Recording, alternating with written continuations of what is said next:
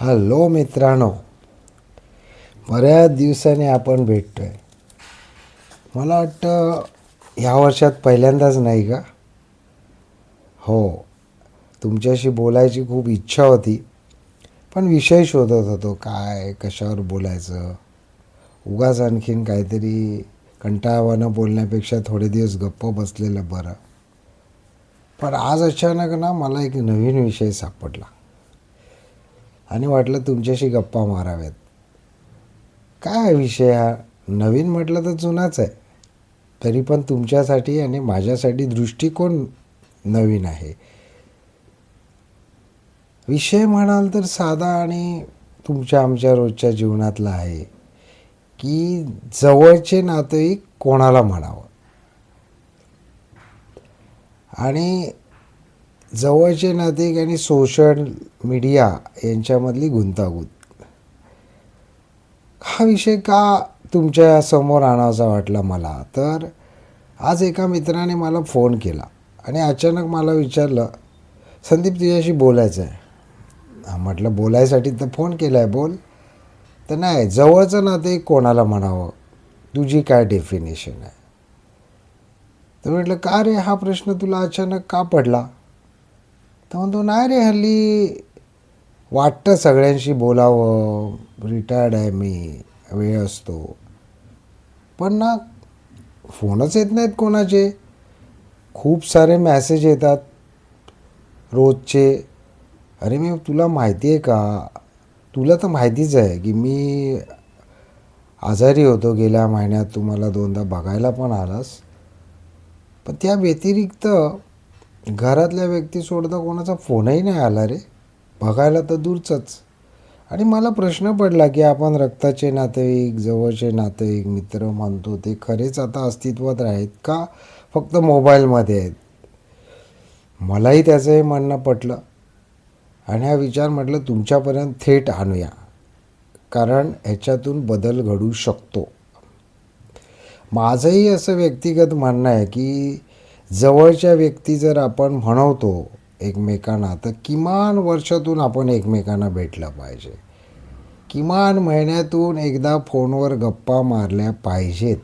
ह्याच्यातून काय कळतं की तुम्ही कसे आहात, बरे आहात ना, तुमची परिस्थिती कशी आहे, तुमच्याकडे काय चाललं आहे, माझ्याकडे काय चाललं आहे.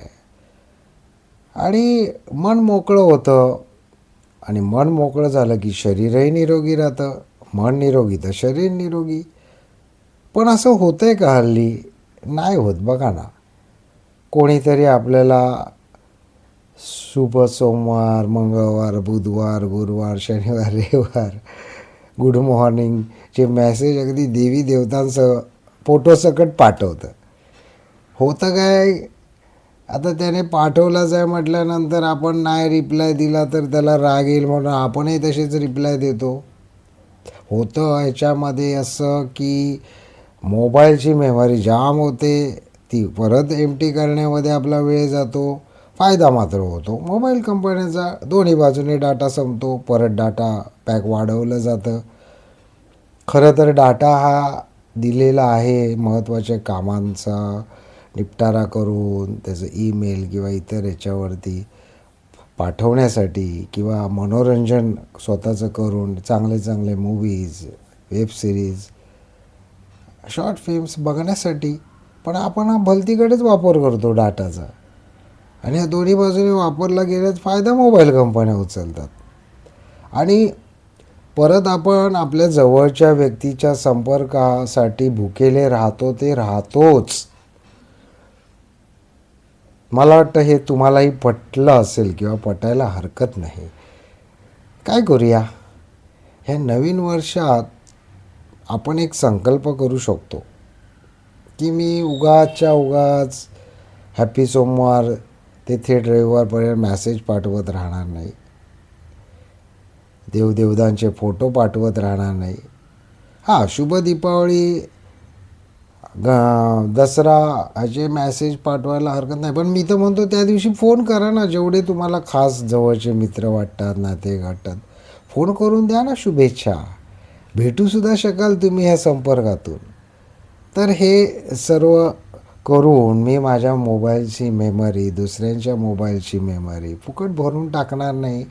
आणि हा उरलेला वेळ मोबाईल एम्प्टी करण्याचा आपल्याला वाचनात घालवता येईल, मनोरंजनात घालवता येईल, एका दुसऱ्यांना फोन करून संपर्कात राहण्यात घालवता येईल.